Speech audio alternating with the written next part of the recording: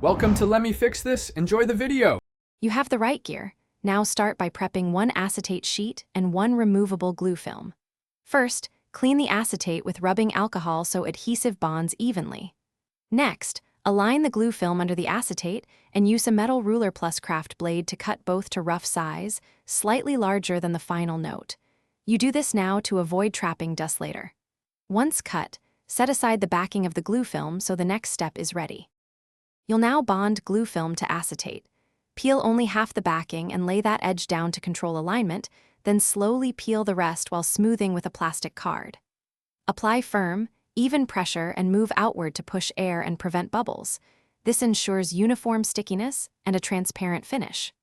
Once laminated, trim any overhang with your ruler and blade, keeping a tiny margin so edges don't peel. Make sure to test a small corner to finish by cutting your laminated sheet into the final note sizes using a ruler and steady blade. You can add rounded corners for comfort. Then test one note on paper. If it's too sticky, press to a clean backing a few times.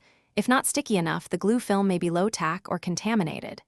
Store notes with the backing removed or on a clean liner. Troubleshooting tip: if bubbles or poor adhesion appear, peel apart, clean both surfaces, and relaminate immediately to avoid permanent defects. Thanks for watching. If you found this helpful, don't forget to like and subscribe.